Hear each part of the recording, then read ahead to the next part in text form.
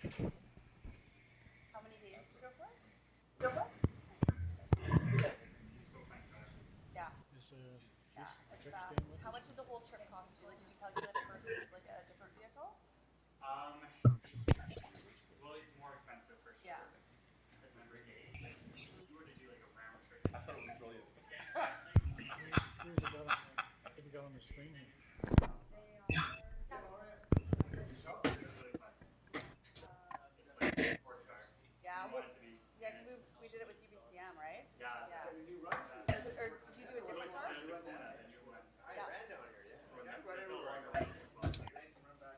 go. The one you did. Yeah. Thanks, everybody. Thank you. We're just a minute or two behind here, so bear with us. You okay? Okay, sir?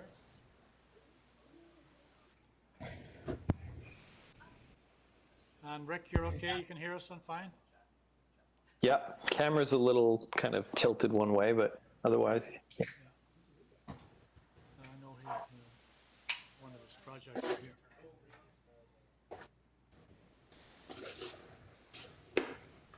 Okay.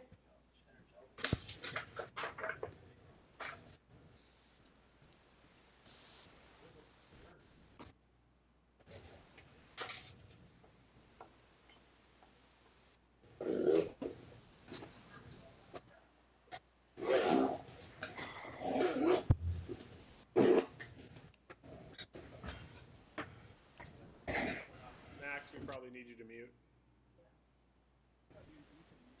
Yeah, if you're on Zoom coming in, make sure you're muted, please. Can you hear us, Max? I could, yes. Somebody else on there too. Marie, is it say Marie? And sir, you probably know this, but the camera is shifted to the side.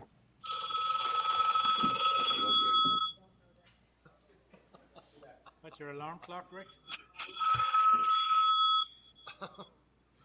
Mine. EGOC. I'm just in a Zoom meeting, right? So now the press is coming in by I will. video. I know. Are we ready to start? Yeah, it's one of them is. I'm sure Max it's, is on the development permit. yeah. We have a bit of a problem with the technology at the moment. Just bear with us. Okay. Can everyone go on to mute and I see The EGOC is not muted. there's also Ooch that could probably is not there but should turn the video and off and mute their. I can mute you, but I can't turn your video off. Okay, that's muted now. Everybody's muted at the Yeah, moment. turn your video off too if you can. It's a beautiful speaker and a USB hub. Okay. We're good? Yeah. Okay, we're good. Thanks, everybody. So I'd like to start the meeting off with the Aboriginal Acknowledgement. We would like to acknowledge the land of which we are gathered as a traditional territory of the Tanaha, the Selkirk and the Sinix peoples, and as home to Métis and many diverse Aboriginal persons. We honour their connection to the land, rivers, and respect the importance of the environment to our strength as a community. And with that, I'd like a motion to adopt the minutes. Adopt the, any late items before we go any further? None? Adopt the agenda, please. Councillor Woodward, Councillor Anderson, all in favour?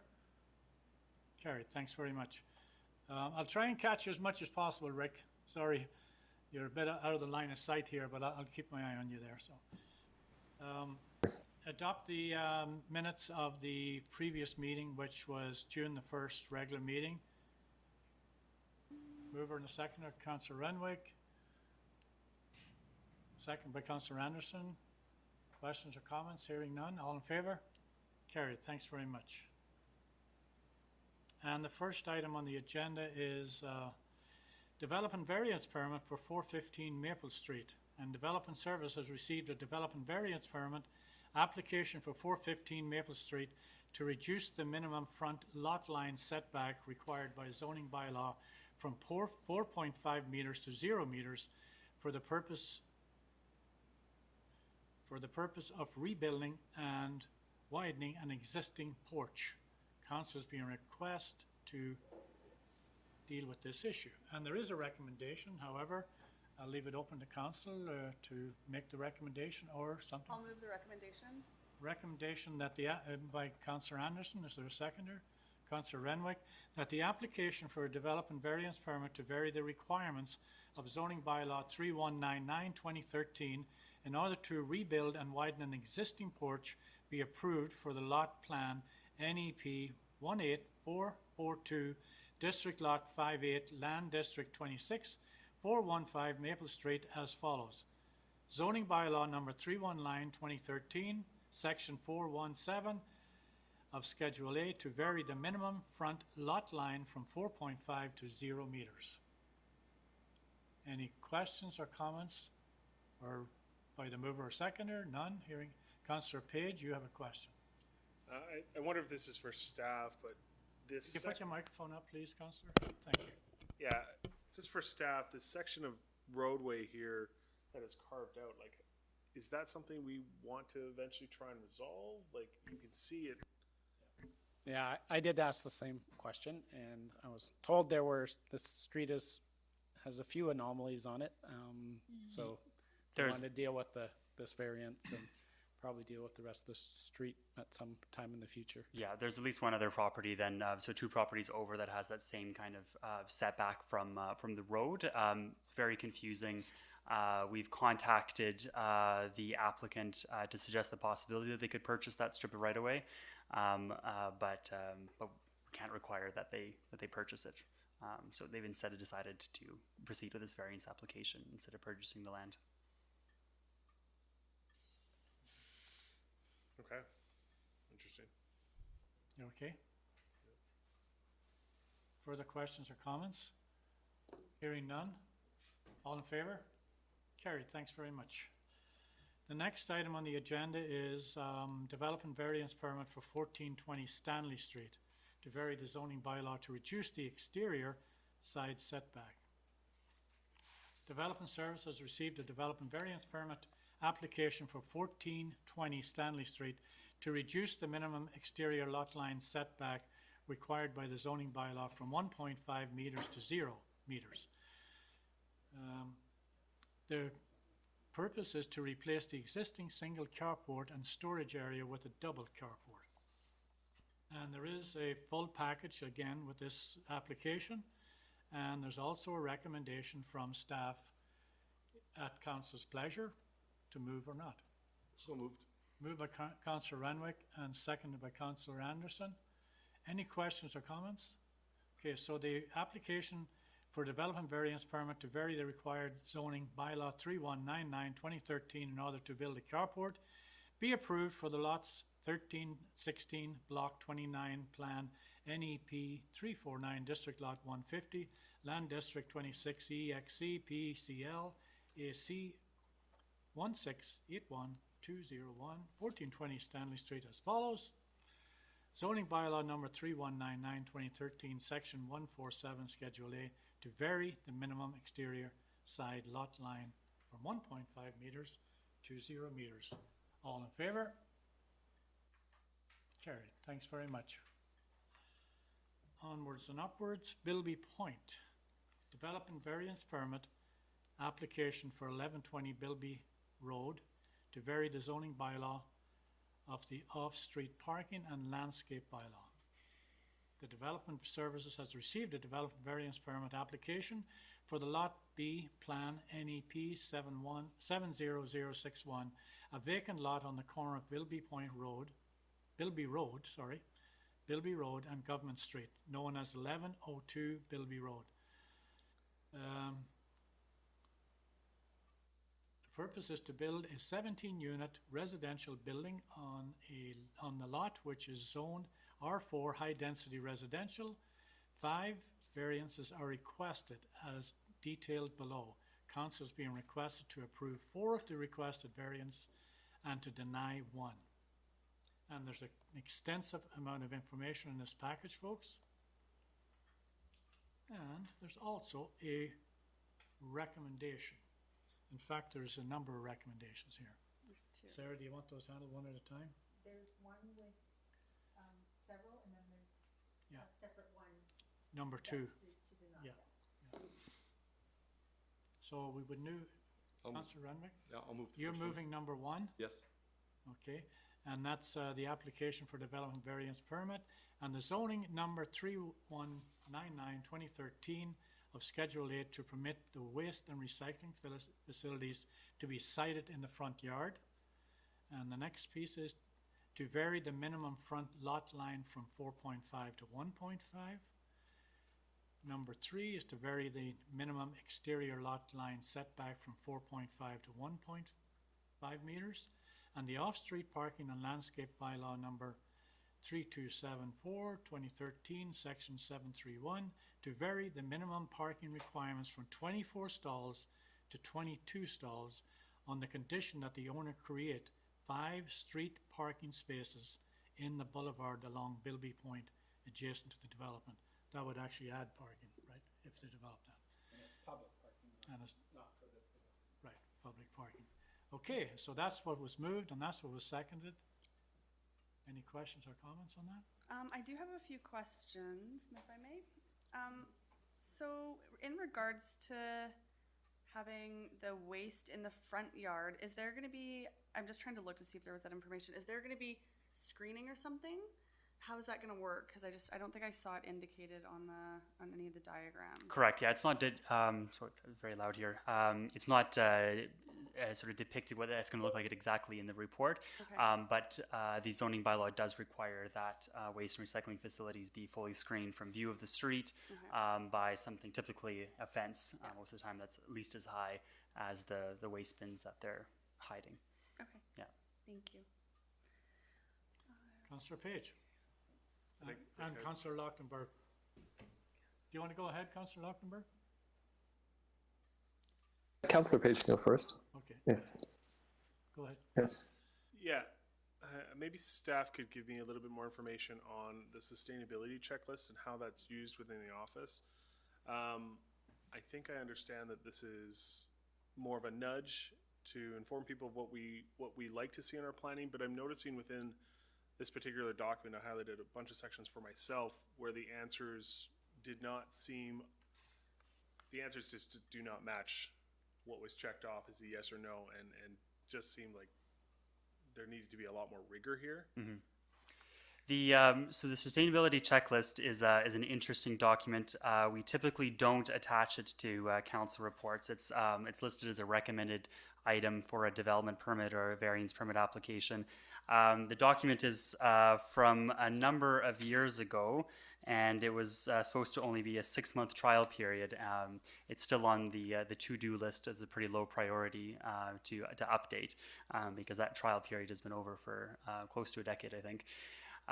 The reason it's attached this time is that the applicant requested that it be attached to the variance request letter, so hence it being there. It's again, it's not used. There's a point system that's sort of built into it, but it's more about the information than it is about having an actual score, because we're not either, as staff, we don't have any sort of policies or bylaws that lead us to recommend in favor or against a variance application based on a score that's calculated through this. So the score is not important, to be perfectly honest. It's more of a document then that allows the applicant to kind of think through the various sustainability policies that we have in the OCP, for example, and to indicate how their project relates to those OCP principles around sustainability. So it's presented there for information. If there's any more specific, comments, the applicants are also here online too. So maybe I'll just give some background, it came out of the 2020 sustainability work that we did, and it was really an awareness tool. And as you said, it was kind of a nudge, hoping that people look at that, consider what variants, et cetera, they're doing, and try to find some balance there. It was never meant that someone would check off all those things. One development might be more about, securing the waterfront pathway across the city. One might be more about some other aspect of it. So that was really the way it was done. And as Mr. Thumb stated, it does need to be updated, but it's on the to-do list. Supplemental? Just a supplemental. I guess I'm picking out a few things within it, like aside from maybe the need for the list to be updated, the answers when you go in here, for instance, incorporating indigenous species into the landscape, you actually look at the plant list, it's all Chinese, Japanese, it's not much within that is an indigenous and native species. And I see examples that throughout this particular document that the proponent has asked to be attached, where there's a lot of yeses, but the answers don't get at the thrust of the question. I think another one that stood out is amenity areas for public use, and then the private amenity area for the building is put forward as a public use amenity, and the yes is checked. So how much, if we're providing a document, how much rigor are we providing to validate the yes is a yes and not just a check mark? Well, it's not a test. It is. Again, I think as a planner reviewing these applications, I'm not, and I encourage you to maybe look at this the same thing in the same way. It's not about the yeses and nos and not applicables. It's about the actual, text that's written in the text box. That's what I'm more interested in. Yeah. So again, it's not there is a scoring system that's built into that document, but that's not what we're trying to get at. We're not looking at numbers. We're not trying to quantify anything here. It's just about getting the comments and analyzing it that way. Well, and I think that's my point, is the text in the text boxes doesn't match the question most of the time, it seemed to me. Yeah, you're probably not looking for a yes or a no in some cases anyway. Yeah. Yes or no may be too simple. Yeah. Thanks, Councillor Page. So that's something you can put on our list to, Should be cleaner. update. Okay, Councillor Luckenberg, you had a question. You're welcome to. It was, yeah, thanks. If you can hear me. Yes. Yep, I'm on mute. Yeah, it was literally word for word what Councillor Page was asking about. And I did find the same disconnect between the answers and the questions. And I didn't, not to, I recognize that the proponents really just want to build their project, and yet, I'm sure they understand how important this time is to get these buildings right as much as possible, both from an energy perspective, but also from a materials perspective. So I would echo the item on the action list to revisit this and think of it as a bit of a checklist for the developers, but also a decision matrix for council to have a look at. This is something that I would love to see with every variance. And it might seem overkill if you're just talking about a setback for a deck or something like that, but still, it's something. It's a habit that we would develop over time and be thinking about what the consequences of our development decisions are, everybody. So I definitely want to put my 2 cents there and encourage staff to look at this as a higher priority than maybe it has been. Thank you. Councillor Renwick. Thank you. Alex, in reading the concerns of the neighbors, it seems to be the common denominator is people are worried about traffic and the traffic flow. And I'm trying to find it, but is there supposed to be a traffic study done on this project? A traffic study is being commissioned right now. Okay. So the need for it was flagged a little bit later than and ideally would have been. So currently then the applicants there, they put out an RFP on their own to commission that. So it's pending. Now, so if council is in concern about that, so really the options are, one option would be to just refer it back to staff, and we would bring the variances back to council once that traffic study has been received. Otherwise, we did, want to give council the option by bringing these variances forward to approve the variances at this time, but the actual development permit wouldn't be issued until we've received that traffic study and we've gone through the recommendations. Now, most of the time, in our recent experience in the city of Nelson, particularly for these smaller projects, or even for traffic studies for larger projects that are double the size, double the density of this one, there's typically not a lot of significant project altering, design altering recommendations that come from them. So that's what we would tend to expect, which is why we wanted to bring it forward at this time nonetheless. But if there are any recommendations that come out of that traffic study by the engineer, then those are going to be considered by staff, and that may alter either development permit conditions or may also alter just our own sort of traffic and right-of-way planning in that area as well too, as the case may be. So that's sort of the approach that we are sort of proposing to consider at this time, would be to consider the variances now, but as staff, the approving officer, Pam, will hold off on issuing the permit until we've reviewed that thoroughly. Thank you. Any further questions? Councillor Morrison? I just had a couple of questions about parking, just to get this clarified in my mind. So these 5 parking spots that they're putting in, these are on their are on the city right away. They're not on the city road. I'm just reading their comments about, we will put this on street parking construction.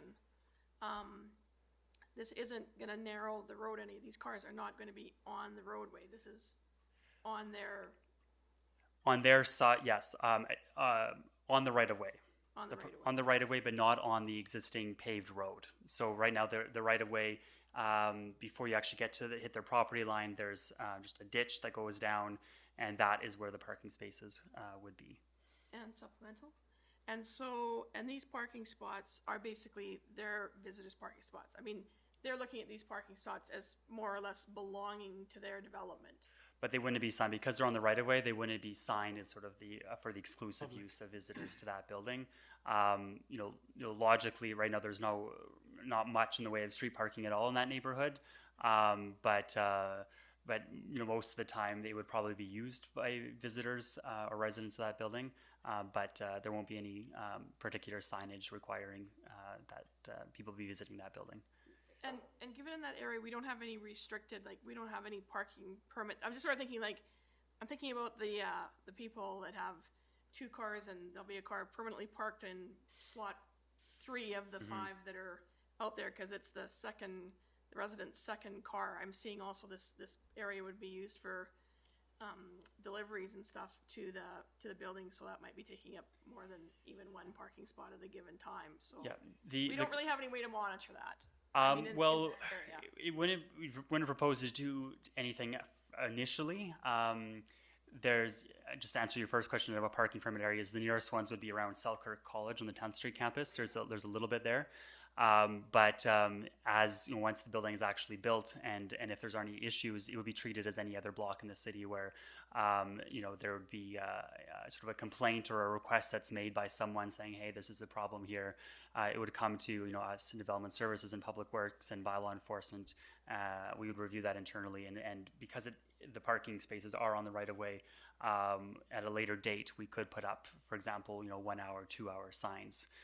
Or something like that, or any other signage actually that we want to, but it would just be another area that would require enforcement then. Yeah, it is. May I? Just a second. Councillor Morrison, you okay? Yeah, I think I'm good for now. Thank you. Thank you. Yeah, just so that, because I think that is also confusing, because when you look at their actual drawings, it says proposed street parking visitor. Which to me indicates that there's some sort of special relationship with that building, and so just so that it's clear to the developer and then other people in that area, that's public parking. Yeah. Okay, thank you. Okay, any further questions? Hearing none. Oh, sorry, Councillor Page. Yeah, I want to take the opportunity and just now hearing from Councillor Lautenberg as well, having the same concern, I'd like to hear from the proponent why we have such generous answers on this checklist that they asked to be included. We're in a business, We can't hear from the proponent? we have to ask the pleasure of the council. Oh, Yeah. So That's if you all, want- it's just a process thing. I think I thought we agreed that we would have that on our list for Friday to talk about. that deals with the list and Yeah. what it serves in purpose, but this is a list someone filled out, said, I'm green, this is a green Yeah. project, I'm hitting the social indicators. Yeah. But the answers just don't mesh. and I'd Which like- is what we've been doing for, what, 10 years? which Well, is we don't always more receive reason them. to stop it.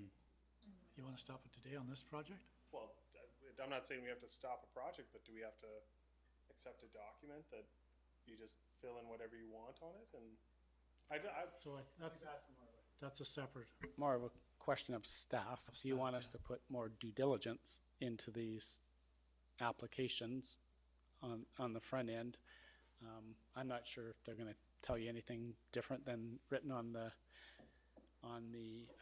document. If you, council wants them, things like landscaping, if you want to encourage them to, to look at more native landscaping, I presume they would be willing to look at some of those things. So if there's some things that you're hoping that they would do in this development that are reasonable, they probably could look at that. we know that 3 bedrooms are in desperate need. This only has 2 bedrooms. That's something that's highlighted in this document. We know the environmental components matter a lot, and I would just ask the pleasure of council then, however that process works. We've never done it before, but this was filled out. It was put in this document at the request of the proponent. I would like to hear how they think their development fits against this checklist from them. Like, if they think this is a green project, I want to hear how that's a green project, because I don't get that from this list, even though the answers are very generous.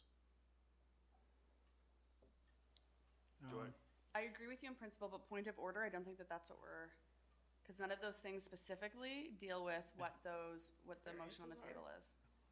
I think this is like 11th hour question at this point in time, dealing with something that we think need to be addressed within our own organization rather than from. These folks have dealt with what was the cards that were handed to them, and that's what they've come back with, and our staff is recommending that we move forward with all but one piece here in this document. So I'm going to call the question on what was moved and seconded. All in favour? Opposed? Councillor Page, you want to record it? Yeah. Opposed? Councillor Page. Thank you. That carried. So the last one is number 2, that the application for development variance permits be to vary the requirements of zoning 3199/2013 in order to construct an ornamental parapet on a multi-unit residential building be denied for Lot B Plan NEP 70061, District Lot 97, Land District 26, known as 1102 Bealby Point Road as follows. Zoning bylaw number 3199/2013, Section 448 of Schedule A to vary the maximum permitted height of from 13 meters to 13.7 meters. That's to be denied. I'll move the motion. Moved by Councillor Anderson, second by Councillor Morrison. That's for denial. Yes. All in favour? Hold, can I? Sorry? Yeah, Sir, you sure question. can, yeah. Thank you, Mayor. So I did go and look at the site, and there's definitely, I mean, I know it's all within this document, but there's definitely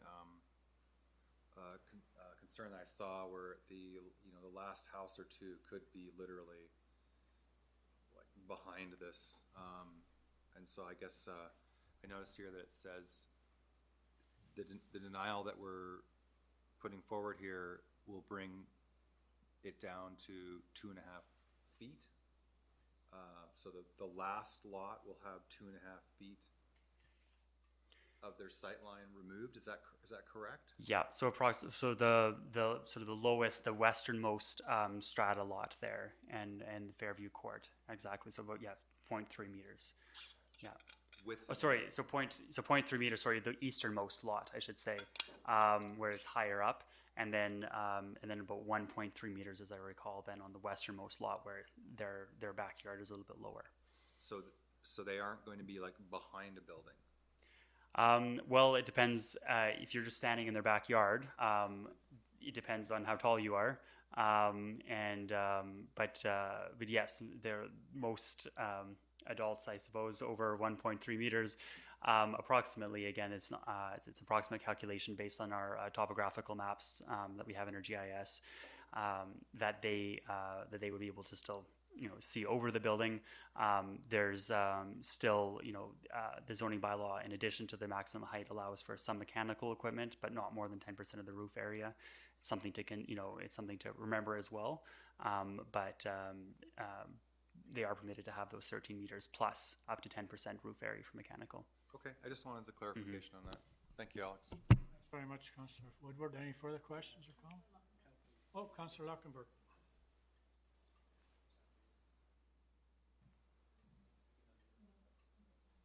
There you go.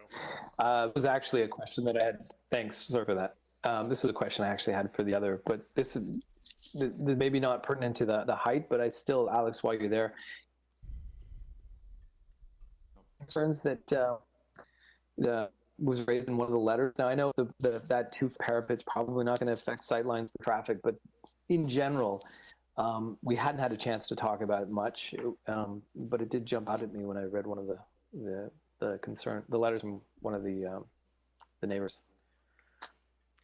Sorry, so the question is just around sort of view lines due to the parapet specifically, or just the building and traffic?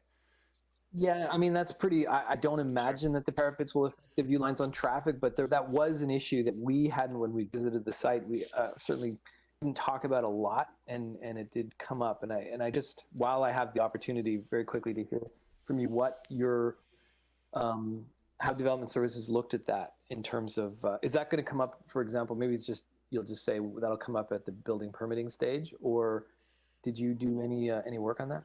Well, so specific to the height variance then for the parapets, they're quite a ways up there, right at the top of the very top of the building. So I wouldn't expect there to be any issue with that.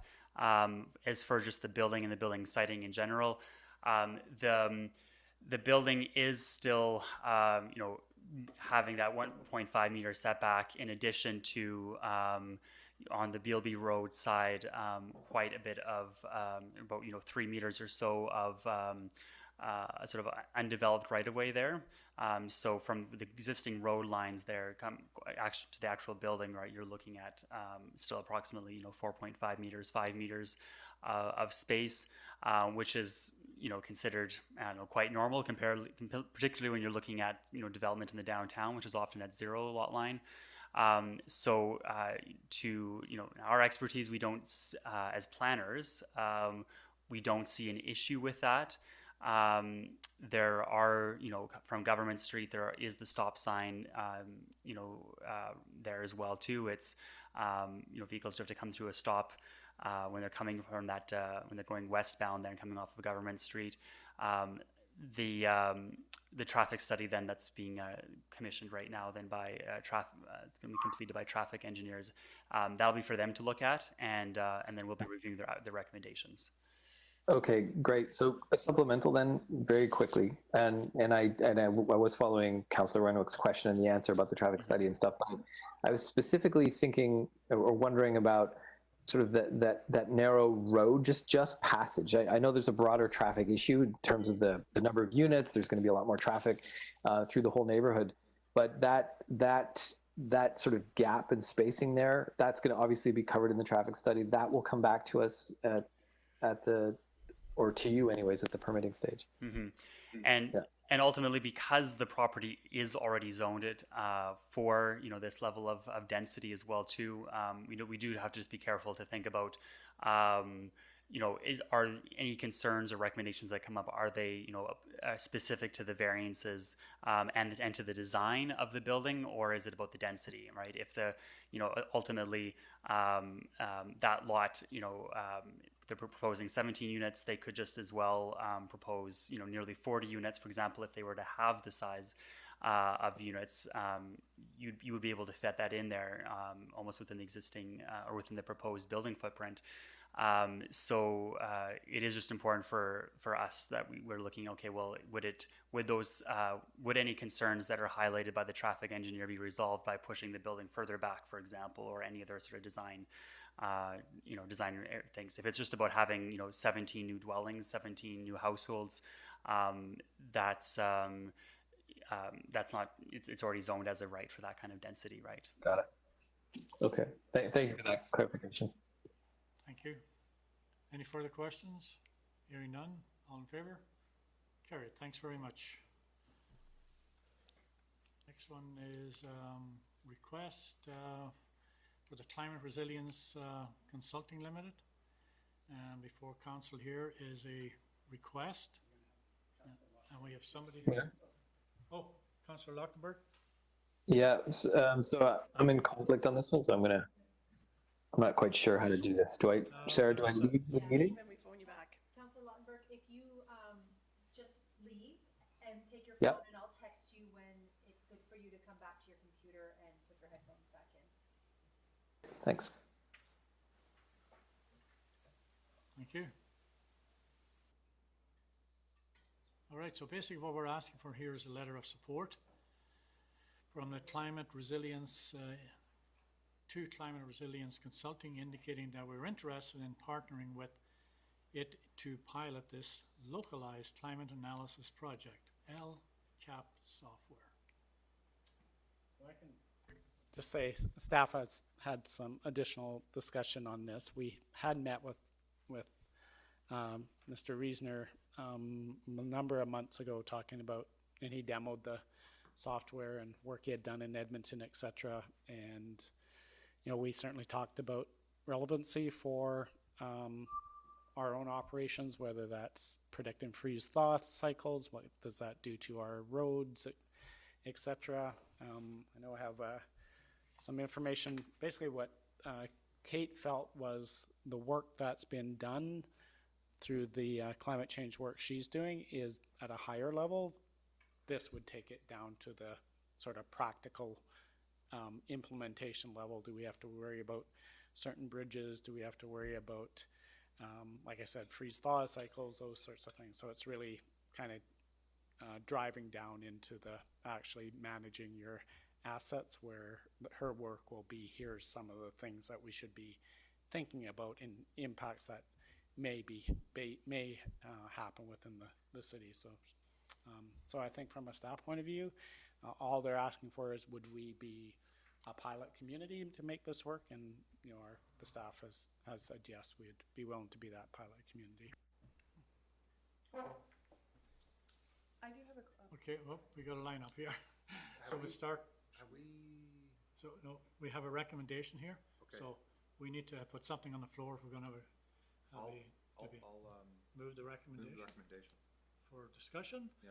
And I need a seconder, Councillor Page. All right, we're off to the races. The mover or the seconder can speak first. Do you wish? If you're not ready. I just want to reiterate or echo what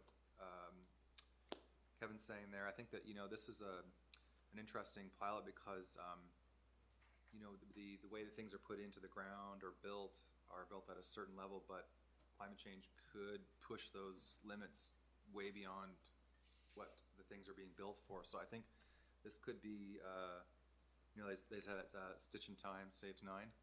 This could be one of those things where we could really get ahead of the game a bit, and when we're building stuff, understand even at a very fine-grained level, is it ready for 45-degree temperatures on the extreme end, or will this pipe be able to handle the outflow in 10 years? So I think, I just want to say, I think this is a very interesting idea. And that's the whole 9 yards, right? Yeah. Councillor Anderson. Yeah, so my only question is, normally staff provides us with some financials on this, and I was just wondering what the anticipated budgetary costs would be for a pilot project, if any work had been done on that.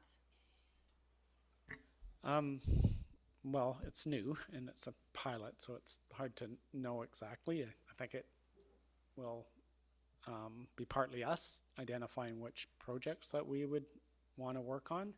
And I think at this time we're anticipating just staff time, not any financial cost to us, but as you know, staff time is Yeah. is cost.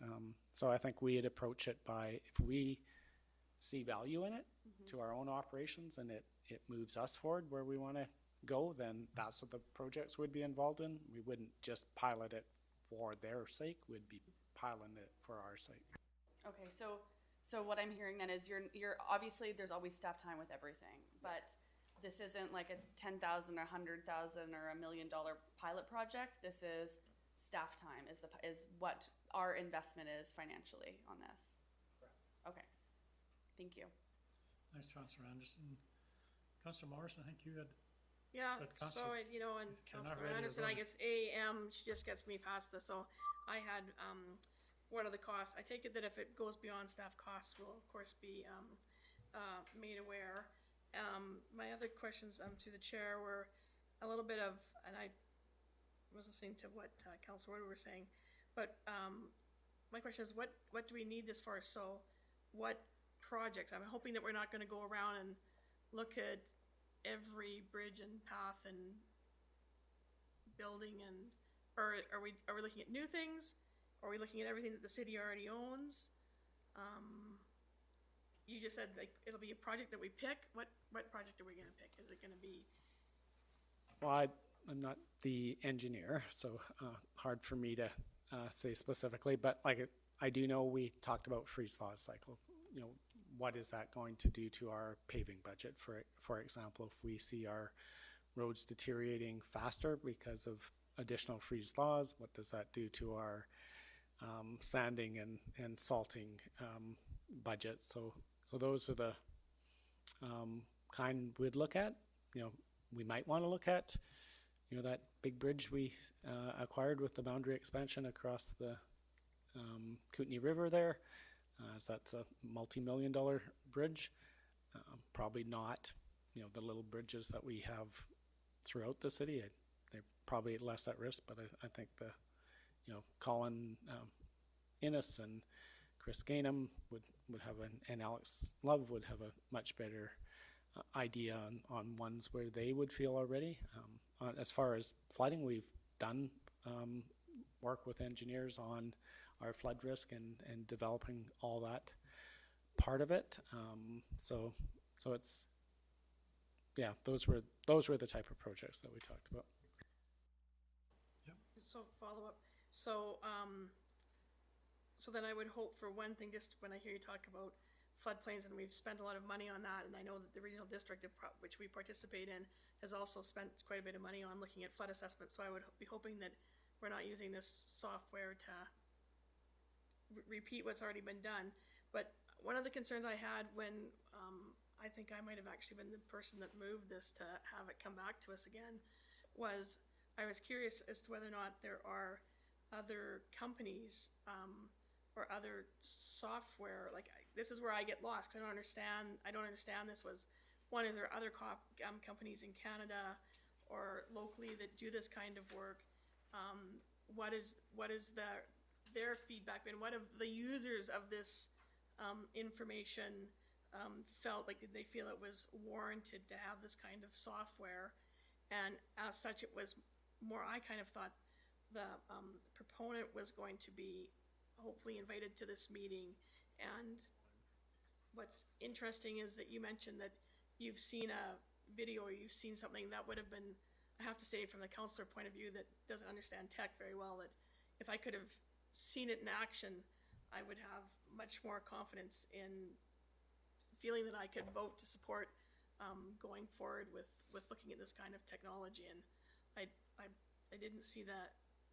It basically came back to me the same way I got it the last time in terms of those additional questions I was hoping we would see answered today. I think, yes, the proponent, I believe, is on the line. So I did, again, ask Kate about that, and, you know, based on her work with SFU, they felt, from their experience, this is one of the better pieces of software out there doing this type of work. And again, we're not paying for this software. If we were paying for this software, then we would obviously go through our normal procurement process. This is asking us, would we be a test community to see how you apply this on the ground and whether it provides value to a smaller community like ours. And, you know, it is a local company that we certainly have a strategy of supporting local where possible. And based on that, based on what Kate has heard from others, based on what our engineering staff, and I can tell you, I'm not the engineering expert. I relied on them to say, yeah, this seems to be valid from an engineering perspective. And yes, we would not be redoing engineering work we have. I'm not sure if it, you know, I believe this has two components, you know, predicting what those outcomes might be, and you might look at if it's projecting something happening quicker than later, then yeah, we'd probably pay attention to the flooding more sooner than we might if it was saying, no, you know, until you hit these kind of triggers. And I know we had that conversation as well, is this isn't, you know, obviously this isn't black and white on 2023, this is going to happen, but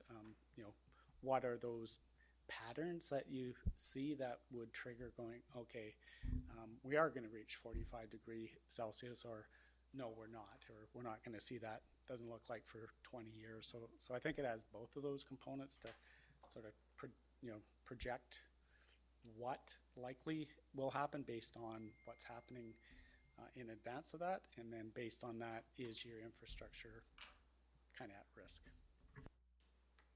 Yeah. Councillor Woodward, yeah, absolutely. I just feel like how I saw this was in an economic lens, because I feel like climate change is very uncertain. There's nonlinear effects happening, and it's very hard to predict, you know, what we're actually going to need as a city in terms of infrastructure and how much it can handle. So I think this is kind of a way to like run our infrastructure through a test bed of you know, if it's 35 degrees, if it's 40 degrees, if it's 45 degrees. 45 degrees is a break point, and so then we can understand how we spend our money in the most efficient way, rather than investing in something that is, you know, maxed out at plus 40. We weren't ready for plus 45 because we didn't actually run the numbers. So I think it's a predictive model, and they're always faulted, but it does give us just, I think, a little more sight line over the horizon that could save the city a lot of money in the long run. Councillor Page. I hear, yeah, I appreciate that. That is a good description of what the promise of this piece of software is. My question is more about how we maintain an arm's length of this. Like, I don't have a clear understanding. This is a black box from our perspective, I think, or how we're putting in proper controls to ensure that what is in this box and what outputs are being delivered in terms of what decisions need to be made. How do we know and how do we validate that we are getting predictions that are actually right, solid and correct? And I think I kind of wonder if Nelson is the right community to be piloting this particular piece of software, because we have a software developer who has recused themselves, and I think we have to guard quite a lot against confirmation biases and the different ways and implicit biases that can build themselves in. I don't understand how that relationship is with this product and this company, and whether or not this software is then going to, through just no fault of anyone's, but just human fallacy, end up predicting outcomes that the table has already decided are bad outcomes. And I would worry about us closing this loop here, and whether or not this needs to be further away from the city of Nelson specifically, or we need to really think about how that code of this software, and I guess this is a question for Mel, is how are we going to see that the code can be audited, and that the model that's being put forward to say that that bridge needs to be designed for 45, not 35, is actually the right outcome and is the best science available for the city of Nelson. Well, I'll let maybe Mel add addition to that. We model our water system, we model our sanitary system, we model our storm system, and you get the assumptions that the engineer has made. They also are a professional association that they are required to, have, meet their requirements. So I think this is more about engineering than anything. The predictability piece, which is, that's probably the piece that, there's a whole bunch of experts out in the world, and ultimately how I viewed it was, if we started seeing patterns that were, we're getting hotter and hotter over the next 5 years, then I would be more concerned that we are going to reach some of these pieces, which I don't think is really any different than today. If we started seeing more, storm events, if we started seeing those type of things happening on a ongoing basis, I wouldn't, re-engineer everything because this thing spit out, we need to re-engineer our bridges. We'd never do that until we actually had probably an engineer assessment of that bridge to verify. I think this is giving us things to look at as opposed to definitive answers that we're going to do that project because this piece of software spit out, fix whatever, the Great Orange Bridge or whatever. So I think it's a tool. I don't think it's the final tool. Like your engineering staff with, with other engineering consultants that are specialists in bridges and water systems and storm systems, etc., would validate that before we started investing significant money in any one direction. But maybe, do you want to hear from Mel on that one? Yeah, we could. It wouldn't hurt to hear from him. Is he there? Yeah, he is here, but we have a resolution. Yep. Council. I'll Just a moment, please, Mel. Are you here? move, sorry. Sorry, I'll move that we allow Mel Reesner to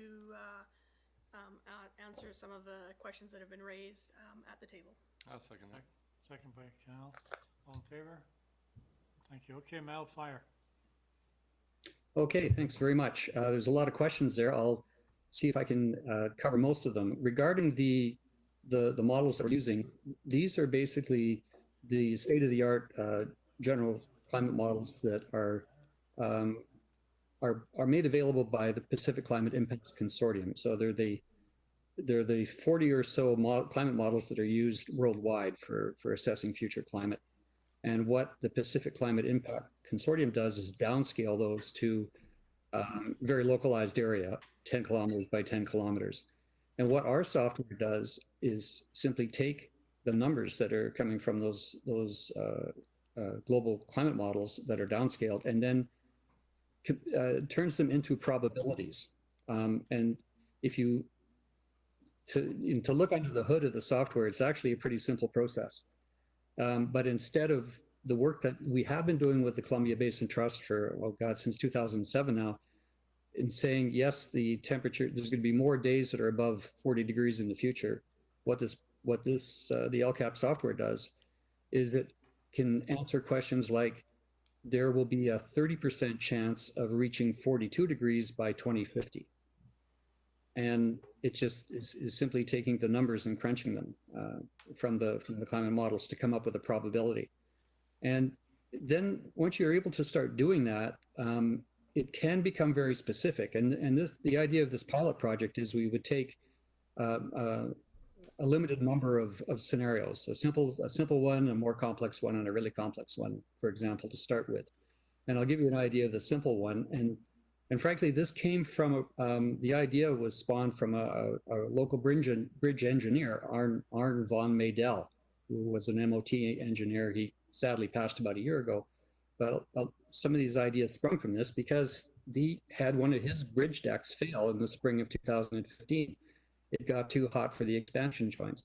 So, we said, well, I think we can answer the question for each bridge, which is a fairly simple problem. What is the temperature threshold for those bridges? And we can compute the probability of exceeding that threshold and tell you roughly when that time will be. So you could prioritize your bridges on which ones need to be dealt with first. And so it's a way of prioritizing the risks.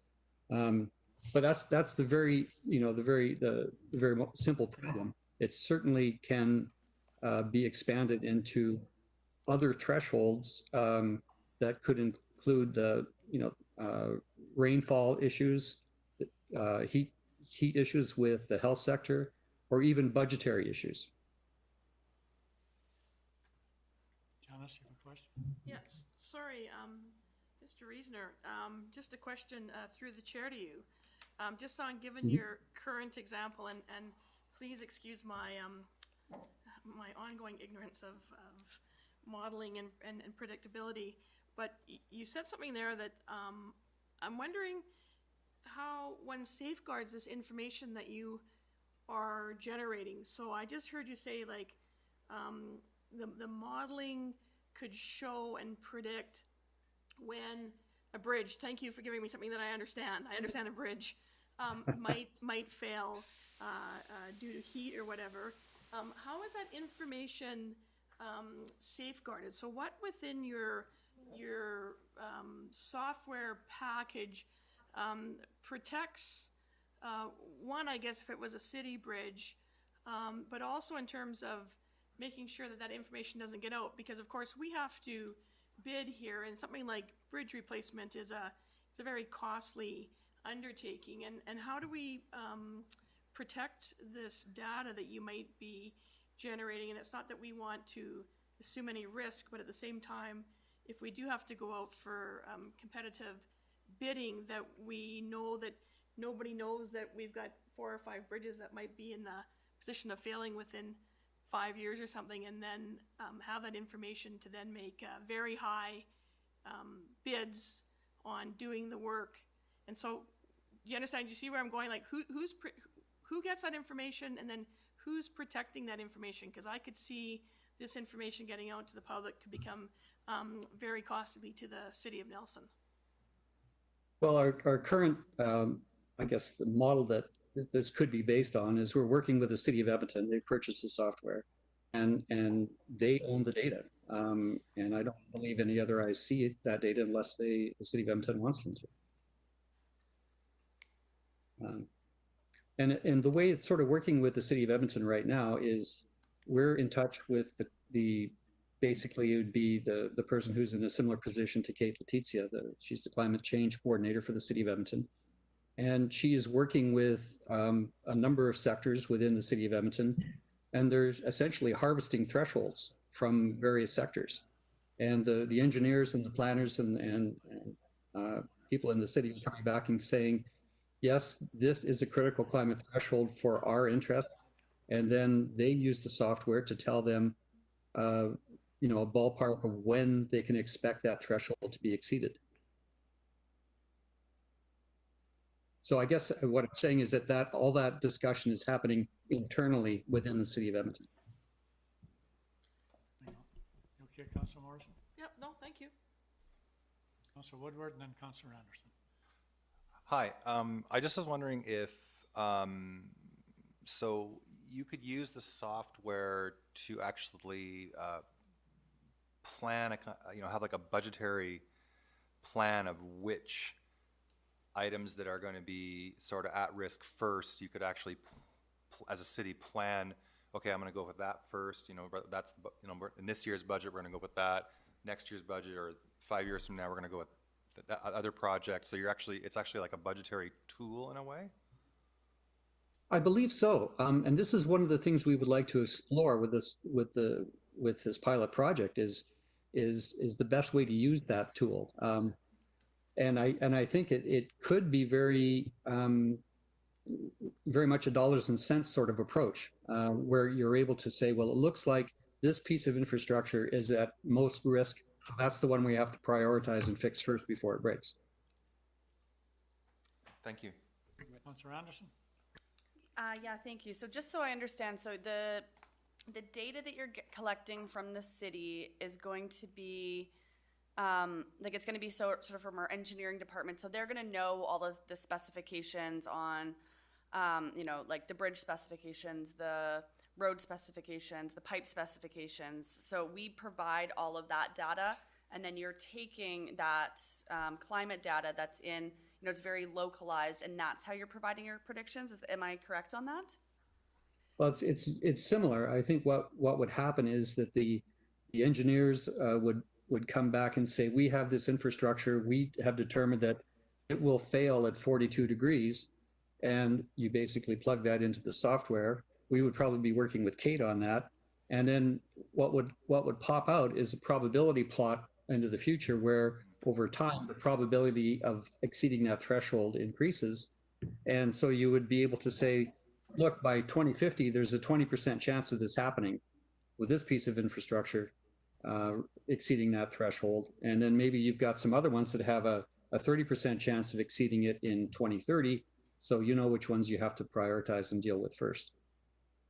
But the expertise, there needs to be a communication between the engineering expertise providing the thresholds that they know for their infrastructure. And then what the climate software can do is give you when that threshold will be exceeded. May I ask something, Mental? Alex, I know this is not but may I just ask you something from our engineering perspective?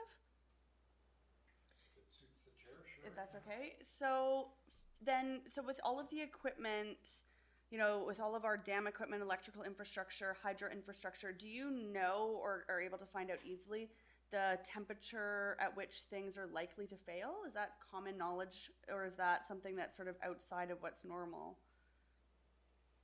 Well, that's a complicated question and a complicated answer because there's many things. Alex, I think if you're going to participate, you'll probably have to come to the microphone there, thank you. because we are live streaming this. And Okay, so I think the question was, do we know at what temperature equipment will fail?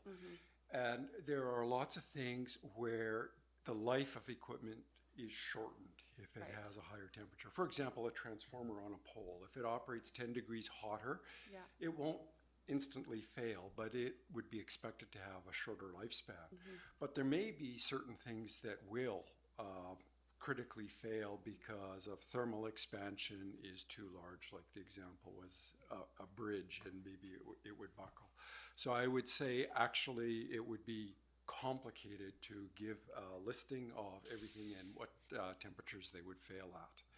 There would be some things that could be answered, and other things where it becomes a probabilistic model, and you might say, well, we're going to cut the life in half or by 20% or.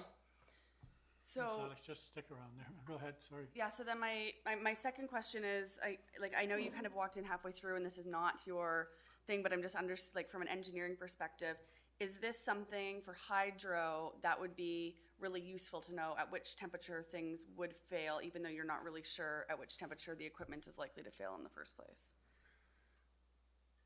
I'm just like, is this useful from your perspective as an engineer?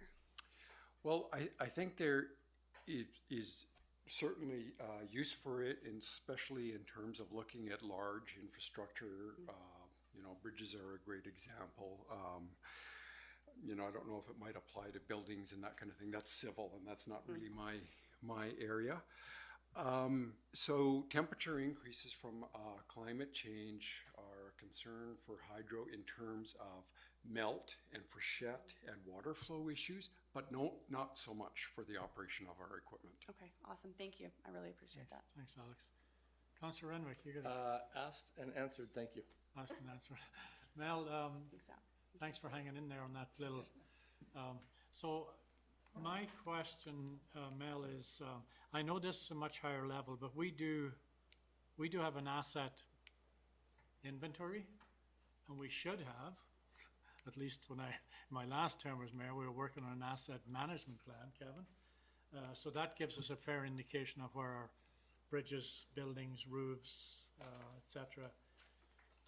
Should fail under normal conditions, right? So where I'm trying to go here is this would bring us to a higher level of where heat, as an example, heat or cold would impact that product. Is that right? Yeah, I think we're at various places in asset management. I think we're well ahead of most communities. We've modeled our water system, we've modeled our storm system, we've modeled our sanitary system. That's what engineers do. And right now, an engineer is required to consider climate change as part of the engineering for any new project. They cannot build to old standards. They have to, and even, prior to climate change, being named climate change, if, that's why you're not supposed to build on floodplains, because they would look at a floodplain and say, 100-year event, you're going to lose all these houses, or you're going to lose your bridge, or you're going to lose your roads, or this isn't new in that regard. But bridges, yeah, we have work to do on bridges. We have not done an engineering study of all our bridges. If this piece of software identified that, geez, there's some risk there, and maybe we better get our get that piece sorted out in the next 5 years, because there's some more risk here. That's how I see it, is if it starts to identify, we really need to think of heat or cold or rain or something more than what we are right now, then that would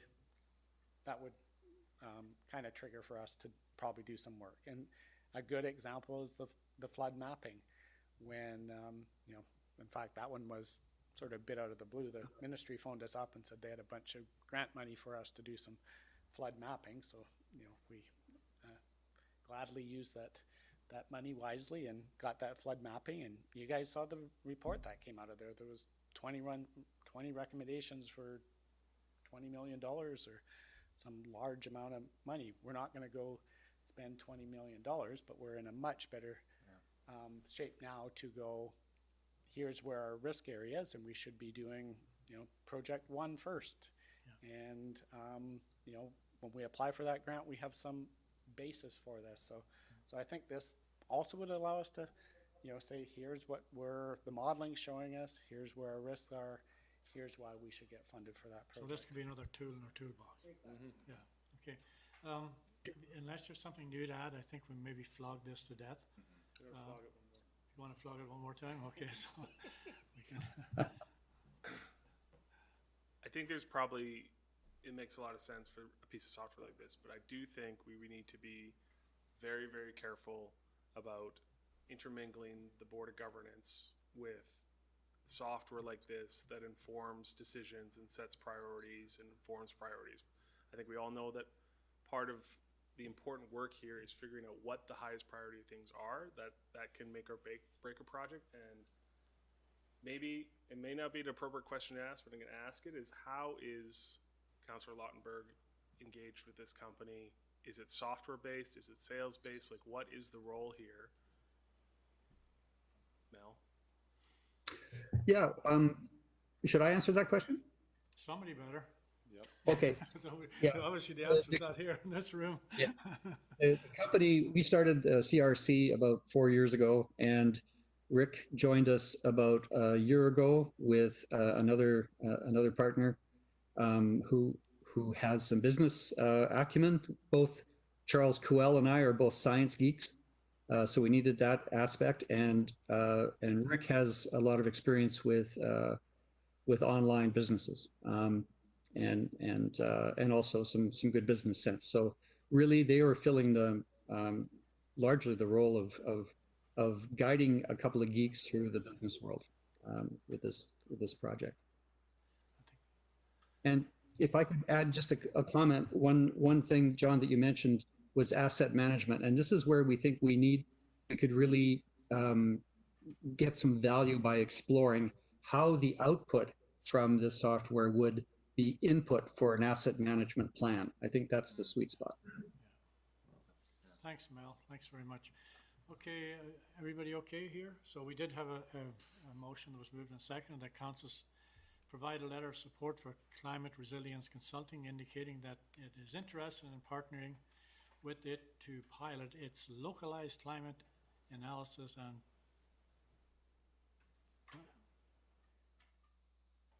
projection LCAP software. So we all in favor? That was moved and seconded already. All in favor? Opposed? Okay, sorry, it fails. Not sorry, but it fails. Okay, we won't be writing a letter of support. Sorry, Mel. Thanks for Okay, thank you very dropping much. by. Thank you very much. Okay, onward and upward.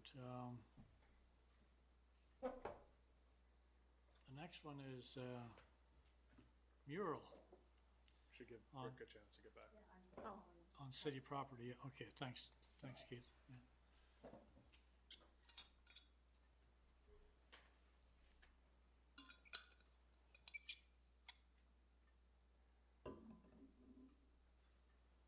We're just waiting for Council Lochtenberg to resurface. Jim, are you heading out? Oh, I'm coming back. Thanks for the warning. doesn't want to miss the excitement. We're just gonna give you. We were just gonna vote no.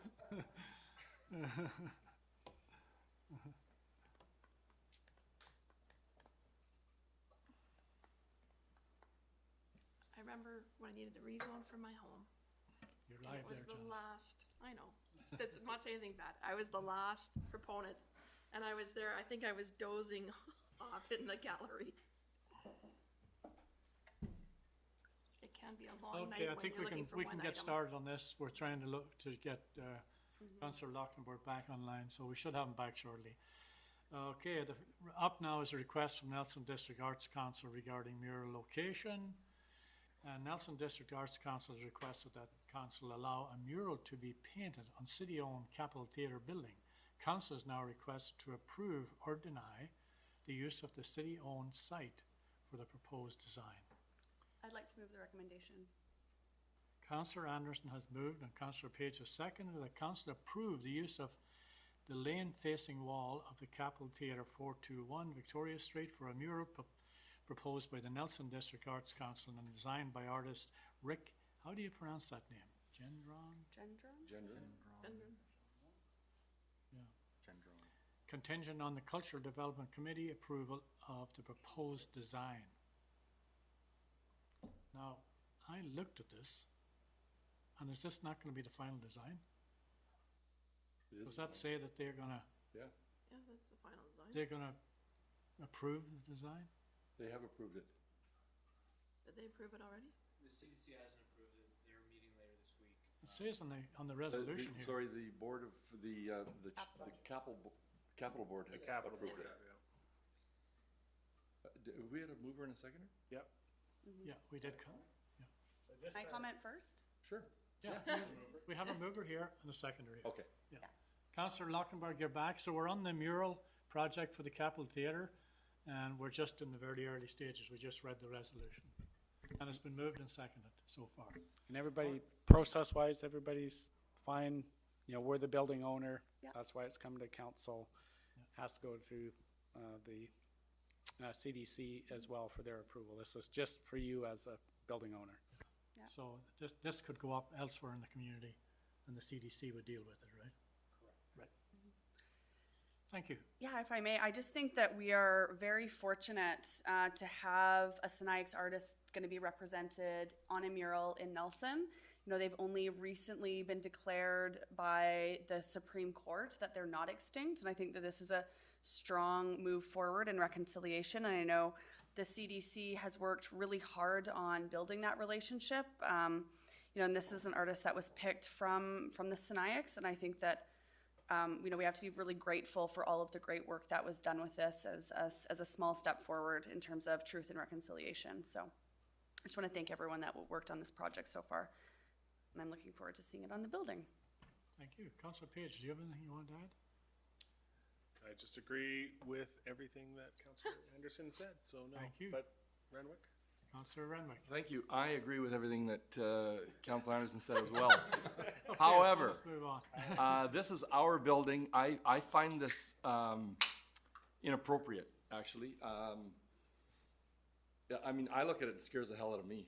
And I got the memo from Sydney explaining what it is and all the rest. And I look at some of his other work, which I think is great.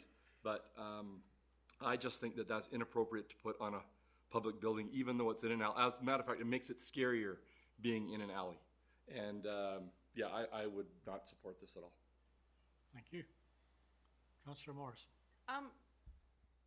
I agree with what's been said by Councillor Anderson and Councillor Page, and I'm just hoping that because it's going to take the whole back wall of this building, and I find the image intriguing. I don't know that I find it scary, but I find the image very intriguing. But one of the things that I remember in walking down this alley at one point when we did the first year of the murals was listening to, and I believe it was actually Stephanie, or maybe it was actually Mark Stacy, who was, of course, the manager of the Capitol Theatre for many years, about these little bits of graffiti that are on the building currently, and that they, before anybody ever asked permission to put these things on buildings, casts and people affiliated with the Capitol Theatre went out and did some of these little paintings as a memory of some of the shows that were produced here locally. So I'm a bit sorry to see that go, because they kind of like they preempted the hipness of mural festivals, and I'm just hopeful that one of our great city photographers has gone out and will, at a minimum, snap some pictures before we whitewash this building for whatever mural gets put on it, and that perhaps a collage can be made that could be in the building somewhere as a reminder of these renegades who went out and started painting up the town before it was approved as a cultural event. So that's my only comment as I look at that, and I completely remember getting the story of everybody who came out and helped paint those kind of stereotypically in the middle of the night as a reminder of shows that have been produced in the Capitol Theatre. So before it gets whitewashed, let's hope somebody's out there with a camera and takes some quality pictures of that little bit of history. Can they not save those? I actually thought they would be retained. No, I think the whole, like when I look to see the building, I'm looking at this image and I think it's using the whole wall. So I don't think it is being retained, and that was my concern, is that we're not retaining what's on the wall for the new image. We could request that, if you wished. It does say they're using half the wall. Pardon? I'm not sure which half. But Yeah, I don't know either, but I'm just like, I look at that thing and I'm just kind of like, for posterity, I'd like to at least see it photographically maintained as a historical image. Thanks. Councillor Anderson. So just as a little anecdotal piece to follow up what Councillor Morrison said, I did happen to be in the production of Grease, August 26th to 29th in 1999, which was depicted. Also with Sydney Black, also with Tom Middleditch, who's now has a Netflix special, which is very exciting. But I do think that, a lot of these are 2 decades old, and sort of, we also expect these murals to last for sort of 2 decades. And I think that this is a piece of living art. It would be great if documentation, could be held at touchstones at our museum. But I think that some of them are looking a little bit tired, and to have something new and fresh, and that is really, I think that when, I hear you when you say you find that a bit scary. I do think that we have to recognize that reconciliation is hard, and it's not always easy. And as people that, these are the Sinaiaks people, these were the first people of these lands. They chose the artist. They want to have this representation. They feel like this is the right representation. The Capitol Theatre also wants to see this on their building. And I think that we have to sort of, as we're deconstructing the colonialism, we have to sometimes face things that are going to make us uncomfortable. And it's not always our choice as the dominant white culture to choose everything that gets depicted in society. And, particularly with reconciliation, I think that it's critically important that we respect what the artist and what the nation feels is important. And just because we don't understand it necessarily from our cultural lens doesn't mean that that it isn't an important depiction from an artist. Hear, hear. So just for interest, Sydney just texted on the bottom murals are staying. Okay. So, which I think was a good idea, to be honest with you. Sorry, I just like those there. One. But Okay, so having said all that, and I noticed here that this project will start depending on when the boiler opens. Too, so that this artist is coming from Coeur d'Alene or somewhere, is it? Or Spokane, I think. Spokane, yeah. Okay. Any further comments? Councillor Lockenberg? No comments? Okay. Nope, just well said, all of you. All in favor? Carried. Opposed? Councillor Renwick? Thank you. Onward and upward. So we are asked to ratify a extension request from Selkirk Concert Association for the CHIP funding. I'll move that. Second. Moved by Gotcha. Go ahead. Gotcha. moved by Councillor Morrison, second by Councillor Renwick. I doubt there'll be any comments. All in favor? Carried. Thanks very much. All right, now we're into the bylaws, no delegations, so we're on to the, City Hall. This is a rezoning application for 310 Ward Street. Staff is proposing to redesignate 310 Ward Street from institutional to mixed-use core in the official community plan, OCP, and the rezone the property from institution to new zone MU7, mixed use, and the purpose of the proposal is to expand the permitted uses beyond the current institutional zone in order to lease out existing building on the lease out the fifth floor, as well as render the existing building conforming to the zoning bylaw. And in here, folks, there are I'll move Second. one. Sarah, do you want these, can we do these as a group? We do three of them together, can't we? No, they're One at a separate. time, I'll move okay. one. You're moving number one? Yep. The official community plan amendment bylaw number 3490/2020 be read a third time by title only. Moved by, Or I'll second that. yeah, second. Okay, moved and second, all in favor? Carried. And two is that the official community plan bylaw number 3490/2020 be finally adopted. I'll move that. Moved by Councillor Morrison, second by Councillor Anderson. All in favor? Thank you. Thanks, Rick. We're keeping an eye on you here. And three, that the zoning amendment bylaw number 3489/2020 be read a third time by title only. Moved by Councillor Woodward, Councillor Page second. All in favor? Carried. Thank you. And four, that the zoning amendment bylaw number 3489/2020 be finally adopted. Moved by Councillor Anderson, second by Councillor Page. Questions or comments? All in favor? Carried. Thanks very much. You just gotta be careful with the time delay, you know which one Rick's voting for. I know, I don't know if he's waving at us or for or against, so I'm assuming you're for most of them here, Rick, so. Thumbs But up, I'm thumbs sure you'll up. correct us if we're wrong. Fall Street closure bylaw number 3503. Holy smoke. Whoa. Yeah, it was getting a bit dark out there. Jeez, can you put that down a touch? That's Let's bring some 11th hour changes. At the council meeting on June the 1st, And let there be 2020, light. regular Look at council that. meeting. Talking about our church, the light comes on. yeah. I know. As long as the lightning doesn't strike here, Jimmy, you'll be okay, so. We're not done yet, relax.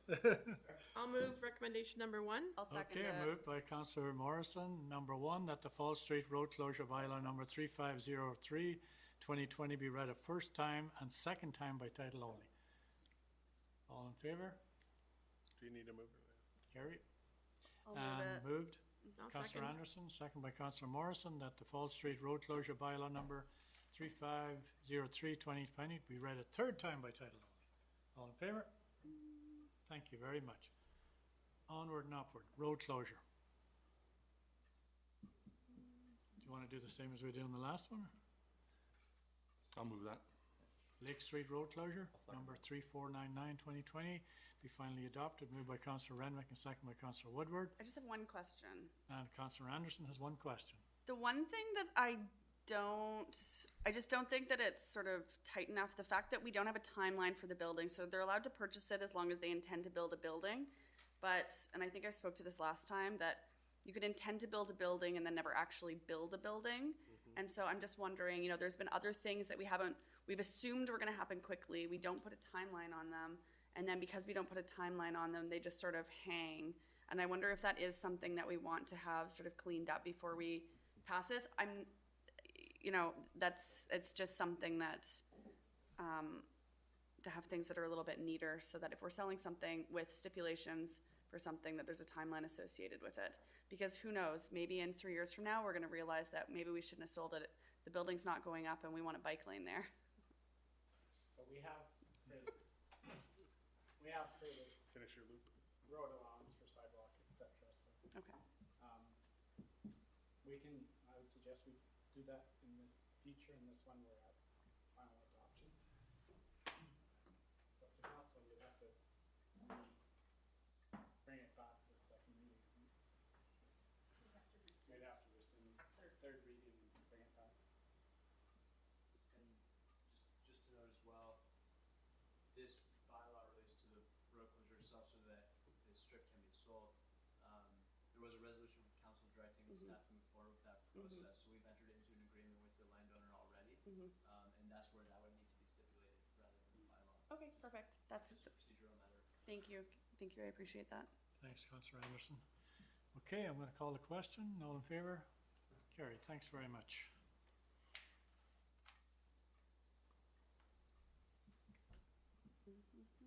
All right, the EcoSave bylaw amendment, and we have Alex here to help us a little bit with this.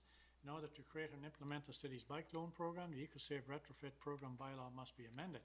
According to the EcoSave retrofit program, amendment bylaw number 3502/2020 is now presented to council for adoption. I'll move. Moved by Councillor Woodward and second by Councillor Page. So Alex, you want to give us your wisdom there, since you came all the way down here to do it? Okay, well, I don't really have much to add because I think you're well familiar with it, with the plan that was presented and the first 3 readings from a few weeks ago, but I'm definitely available to answer any questions. And I would just like to let you know that our EcoSave program manager advises that she does have people in the queue who are waiting for today so that the program can roll out tomorrow and they're ready to Oh, wow. Do you know how many? move forward tomorrow. Well, I think like less than a dozen, but something like that. That's yeah. great. Have we prepared for all these bikes that are going to be on the road? We're going to. They're going to be running over people and stuff. Oh my gosh. All right, anything else, Alex? Well, That's it? someone was run over this week, so that's why we do have to make our active transportation infrastructure even stronger. Even stronger. We got 2 speakers, Councillor Morrison and Councillor Woodward. Just to go back to something that was brought up previously by a councillor in terms of talking about getting run over and safety and good cycling manners and such, and a concern that I saw with one of the group rides, advocating group rides, where not everyone was wearing A helmet, which is a bit concerning to Including me, the because I ringleader. think that everybody should wear a helmet. The question was asked, and I don't think that we can, because this bylaw isn't about that, but just to emphasize to people that these bikes, particularly these e-bikes, go quite quickly. They're supposed to be a substitute, I think, for many people for a vehicle, and whether or not that they have proper lighting. I have a road bike that I use for triathlons. Triathlons aren't usually at night. I don't have a headlight. I don't have a tail light. But if I had an e-bike, those are something that I want to make sure was on there. And are we looking at these people that are buying this through this program in making sure that the bikes that they are purchasing have appropriate roadworthy, what I consider safety devices on them? And I realize this bylaw probably isn't addressing this, but are we looking at somehow addressing this? Or just the way, like with EcoSave, through the chair to the manager, where we went out and we sort of had Carmen in the early days go and engage with home building and with Maglios and whatever to say that there's these rebates and with contractors to get them. Are we sort of sending out something to the local bike shops where people will hopefully be buying local and not buying from rad bikes out of Vancouver, that to suggest to the seller that he encourages or she encourages the appropriate accoutrements for the bike? Like, can Can we do something like that? That we just let the bike stores know that we think that they should really be encouraging that bikes come with taillights and headlights, and they should buy a helmet? So I can address at least part of that. And so, yeah, so in the loan program, people can buy the bike package. So the bike with a light and a helmet and that kind of thing, but it has to be related to the bike. It can't be, you know, designer shorts or something like that. And that they can include that in the package for the bike, as long as it's you know, genuinely related to the bike and safety gear for the bike. So that would include lights, helmets, kickstand, that kind of thing. And of course, the local bike shops we've been in communication with already, so they would be encouraging that. But I don't think we can insist on it, nor do we want to get into reviewing where somebody's light choice is good enough or not. We would leave that to the bike shop to advise the customer. Good salesman would take care of that anyway, wouldn't he? Well, yeah. Upsell. Toyotas. That's where the money's made. Yeah. Thanks, Janice. Do you sell Councillor Woodward. seatbelts as a package? I think Rick's. No, they come with them. Councillor Woodward and then Rick Lockenberg. So what I'm advocating for is that when we finally do roll this out, we make sure that we have a good solid, I don't even call it, but announcement campaign, because I think this is a really interesting program to challenge other municipalities and, you know, large corporations or what have you, that they could do a program like this. And I just hope that part of this whole rollout is that we have a good, solid. I don't know. I feel like we could challenge. It's like a challenge. Like, we're doing it. We're a little town. We're doing it. It would have to come through Fortis or Hydro, though. We have the utility. That's why we're able to. I know, but you could challenge those companies. Fortis, Say, yeah, we absolutely, did yeah. this. Well, that was more on the employee side. They actually, I know Fortis was looking at it at one time, so was Selkirk College. So I think definitely on the employee side, doing something similar. And certainly when we talk to people about, you know, the programs we have for, you know, their fitness and well-being, and, you know, we roll this as part of that into the employee program as well. So there has been interest, and we certainly will get out more media, and you folks can certainly challenge your colleagues out there and picking up a similar program. It's such a good news story, you know, and it checks a lot of boxes for health and well-being and getting cars off the road and getting people to just get outside. So Near the point you can't even drive down the street anymore. Yeah, I could just add to that. So they're ready to launch with the media tomorrow, in fact. But I think that misses the cutoff for this week's printed paper, so it'll be, but there'll probably be radio interviews and so on. But probably after there's some uptake, it would be a great chance to highlight that, you know, XX number of customers actually took up on the program. Yes, thank you. Councillor Page. Yeah, through the chair. Who's next? Oh, sorry, I beg your pardon. Sorry, Councillor Lockenberg, I beg your pardon. Thank you, John. So, Alex, I just want to stress in some of the media, and I haven't seen it yet, obviously, to really stress that this is part of the EcoSave program, and that it's a part of our home retrofit program, and that they're really continuous and encouraging people to be thinking about that this is sort of a bit of a lifestyle change, and it can extend into work you can do on your home too. I think that's where one of our biggest opportunities to really create a truly innovative program and to really help our retrofit program give the kick it needs right now. On top of that, and this is a bit of a supplemental, so this is more of a question than Alex, is how is the retrofit program doing given some of the issues we've been talking about with COVID and going into the home, and the one contractor, from what I understand, who wasn't able to do the work, sort of stopping work. Can we get is the program ready to get back up into gear, and can we effectively attach the bike program to the retrofitting? So yeah, I heard two parts there. And in terms of the bike program being part of EcoSave, yes, because actually it's a great lead-in for customers who might also want to renovate their house with a new furnace or insulation or whatever. So totally. It's part of that EcoSave brand awareness. So 100% in alignment with your thoughts there. And in terms of the EcoSave program in general, yeah, it had a bit of a marketing setback because there wasn't an ability to do home assessments and that kind of thing. And but the Save Now campaign, which is to ramp up installations, thermostats, and all of that, is like ready to roll out and launch, I think July 10th or 13th, which is like a week away. And that should put that marketing back in high gear after being in low gear for the last couple months. Okay, Councillor Lockenberg? Yeah, I think there's a real opportunity there, Alex. When you look at what's happened, even with the restrictions during COVID, the amount of renovation work that's gone on has been unbelievable.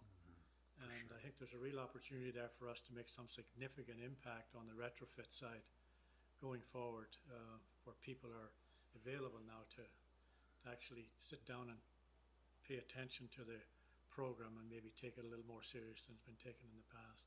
Yeah, and I should have mentioned on that, I agree with what you're saying, and I should have mentioned also that our program coordinator, it's Carmen I'm talking about, was able to secure a nice, healthy donation from Fortis to help for that. So yeah, we have bringing in a lot of new money to fund that ramped up program that they're calling, branding it as Save Now, because it's for things you can do like right now.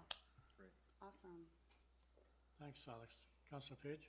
Just to be the evergreen thorn in the side here on this particular issue, but looking at Appendix C and the eligible bicycles, and I'm not suggesting for a second, I know this summer this needs to roll out where we need to move forward, but under eligible bicycles, could we not have in our version 1.2 that traffic safety accessories are 0.3 of the eligible bicycles definition? And can we give direction to Carmen through staff here that that's what we consider to be an eligible bike accessory? Because I think it is a really salient point that these are intended to be on our roads first and foremost. This is not a lose weight program. This is a swap your car out, travel more in town with a bike. So having lights and helmets. Yeah, so I just looked on ICBC's website. So you must wear a helmet. You get a $29 fine. You owe us $1,000 there, Alex. And you can be denied renewing your driver's license. You can be denied renewing your insurance if you have an unpaid fine for that. Your bicycle must be equipped with a front white headlight and a rear light reflector. That's the law. So we can certainly communicate that. Yeah, and the reason, so Kevin points out, that is already in place no matter what we do. Mm-hmm. And the reason we put it as directly related accessories as approved by the program coordinator, so that, because even since the time we were developing it, all kinds of questions keep coming in, and it's so hard to write that into a bylaw, and then it's rigid, solid, so it gives that latitude for being able to judge it. But obviously, lights and helmets and stuff are all within that category. No, I think it's a must, to be honest with you, going forward. I agree. For sure. Well, legally it is, so we don't need to worry about it. It's not our jurisdiction. Yeah, other than we're financing, and I think we should at the very least have some way of communicating that to people. We can Yeah. communicate it. Yes. Like I said, it's still. Yeah. So the. I can't imagine bike shops are selling them without. Just at least mentioning it, yeah. So the bylaw provides that the coordinator can So make those things available.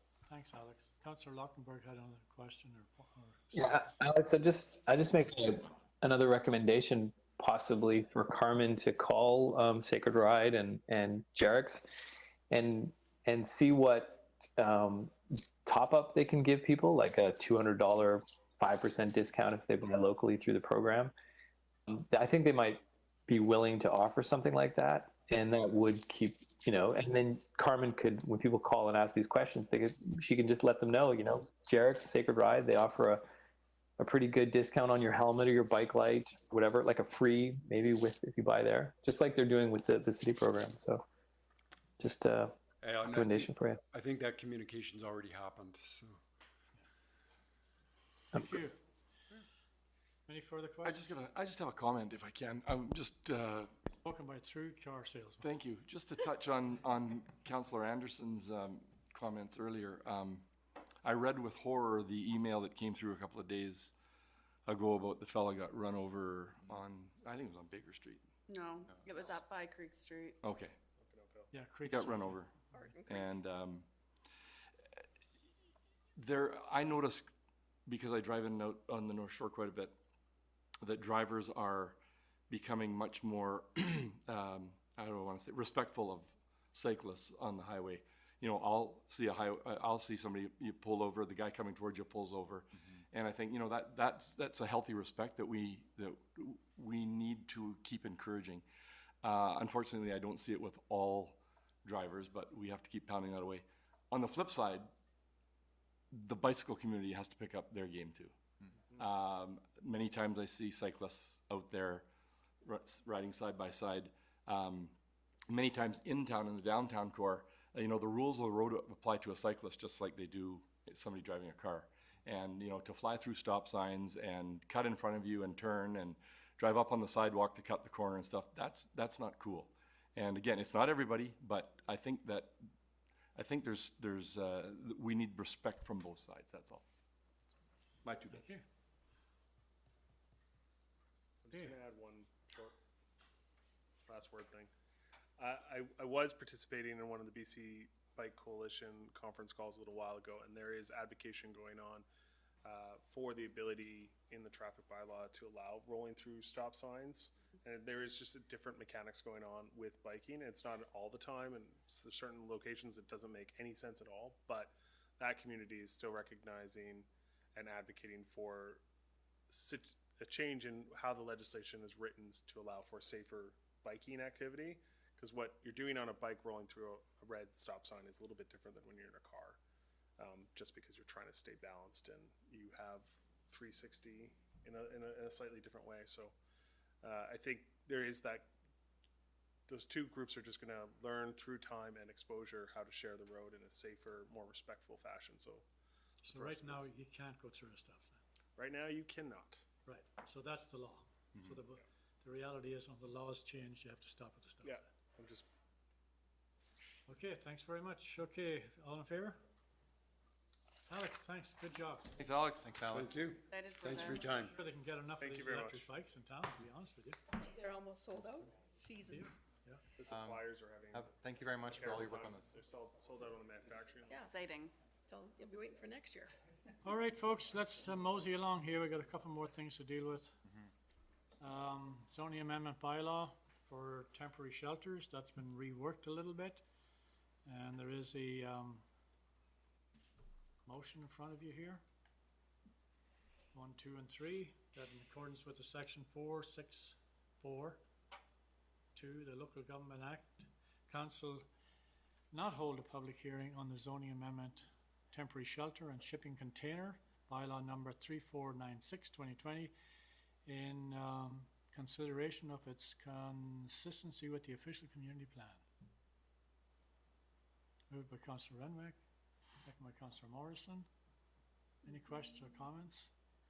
I had one question about the shipping container thing, Pamela, if you don't mind, or Alex.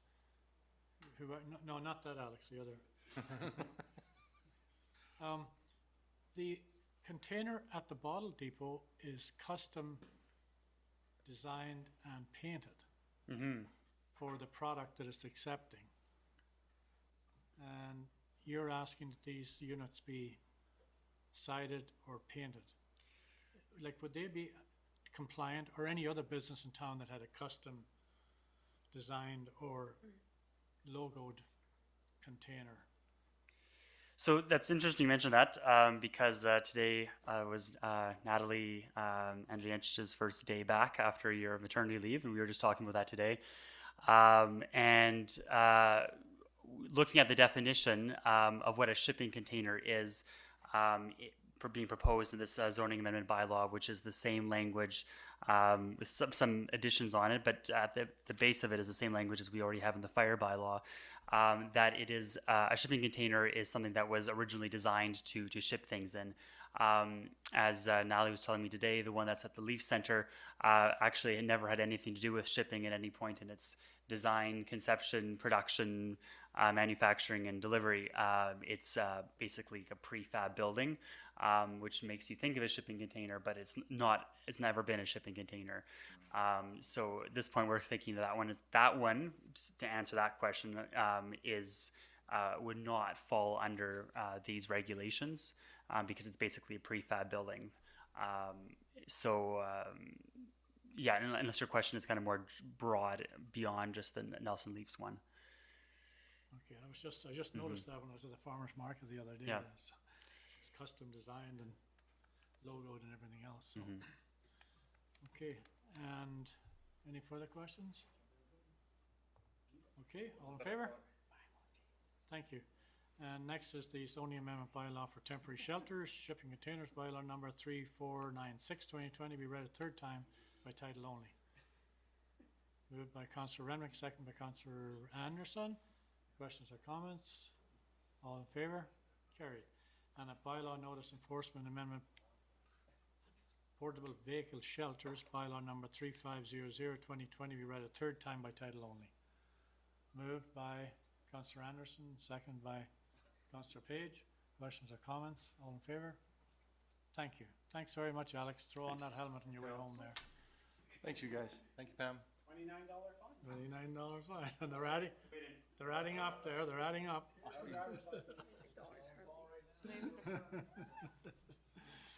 Got the police and the cops on speed dial there, Alex.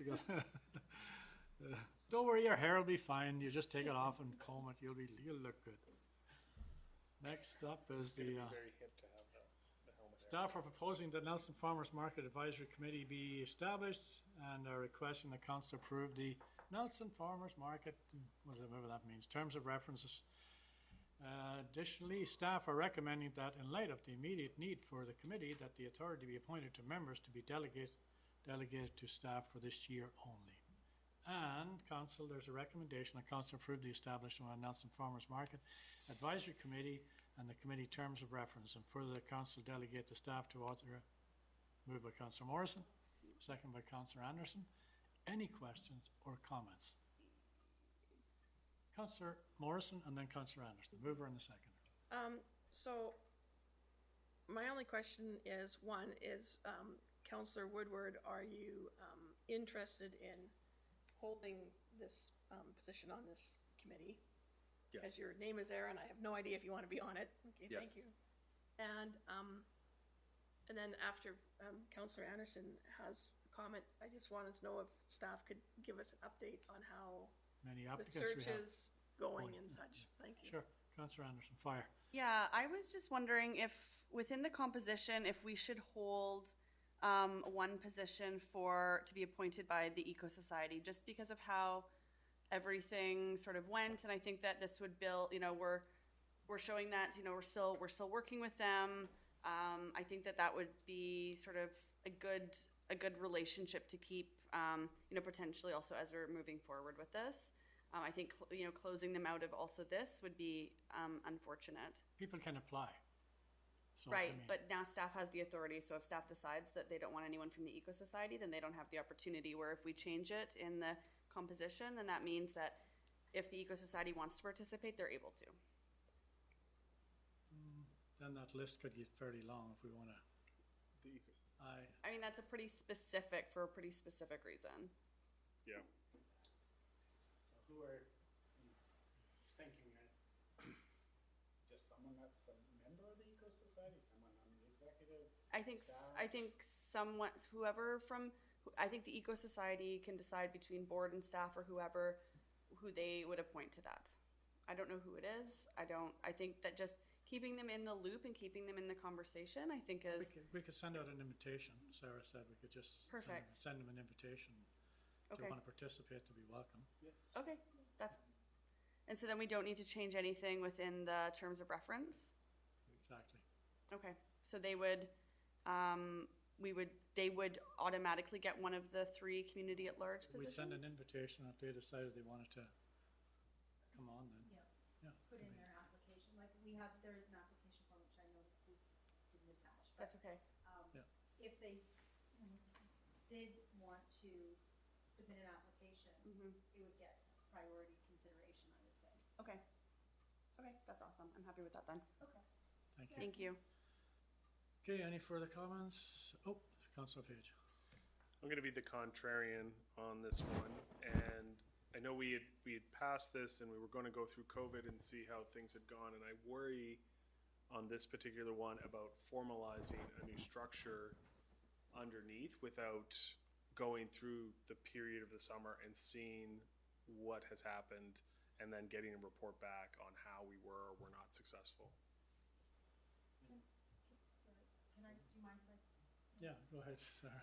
Are you talking about the committee? Yeah. The committee, was a request of 2 advisors that we are.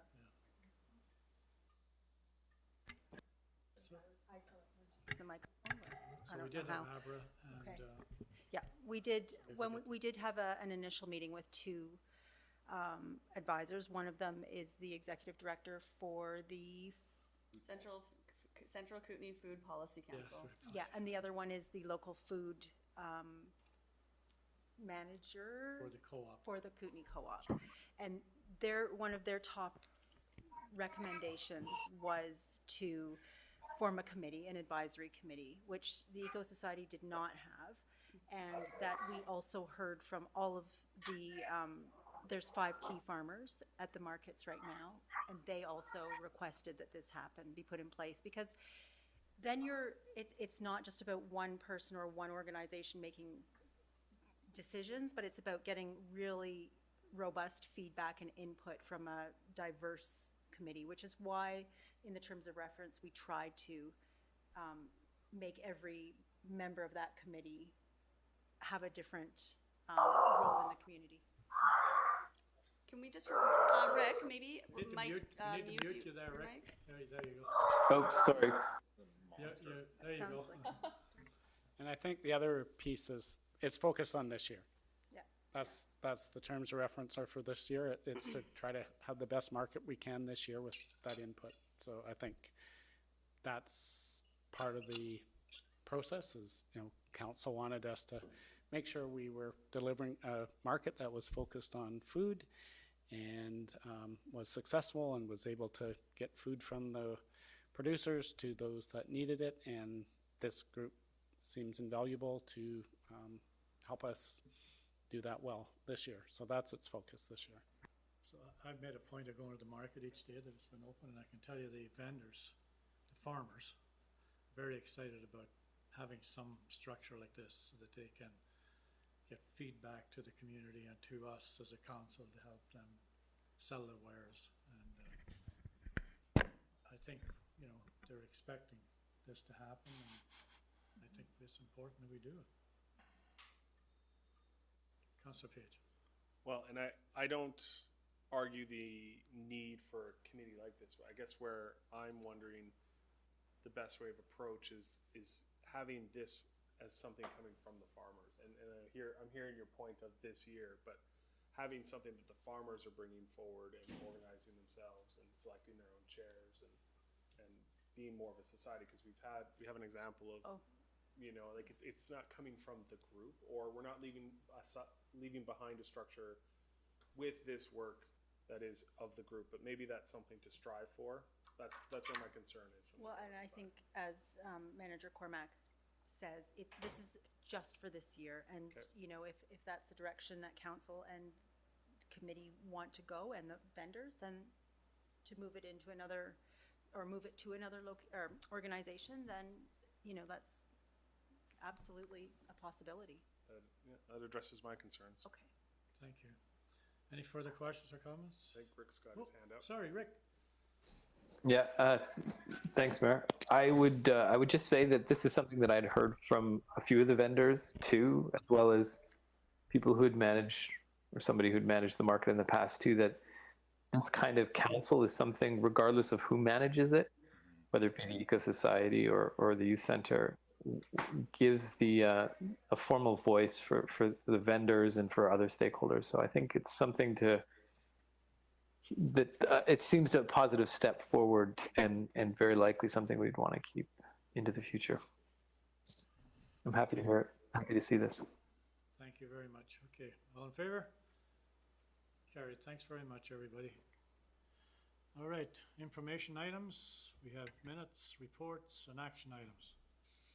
If there's something in particular other than the rusty moose that you want to pull out of these, then you're welcome to do so. I'll move the agenda RFD minutes. I'll second it. Sorry, Jonathan. The minutes, 11A, I'll move 11A. Okay. Moved by Councillor Morrison, second by Councillor Woodward. All in favor? Carried. Reports. I move B. Councillor Renwick, Councillor Anderson, all in favor? Action items. Moved Moved, and I just have a comment. for discussion, right? Quick And a discussion. seconder? Yeah. I'll second. Second by Councillor Renwick. All right. Just gotta get my 2 cents in. Make the All right, most- fire. You almost made 9 o'clock.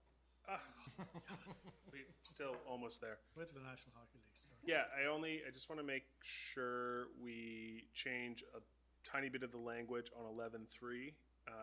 It should say float homes, not houseboats. Houseboats are RVs on water, and float homes are cabins on. Say that again, please. Well, a houseboat is an RV, essentially. That's the comparable. And a float home is a 2-code, small domicile. It is a much higher standard, and it does not have a motor. It doesn't move around. Right. So you're leaving, you don't want to take houseboats out. Houseboat's gone. Why? It should say float homes. But why wouldn't we leave houseboats in? Well, because it was never houseboats in the first place. That's right. Yeah, It you wasn't. never wanted so. houseboats. Okay, you know what? Okay, fair enough. Just the term means that. On that note, and I mentioned to you the last meeting, and I couldn't find it, but the regional district just had something come out in their information about float homes. Okay. So I don't know if Janice wants to look for it. It was on your last meeting, last board of directors meeting, Janice. Something came out about float homes.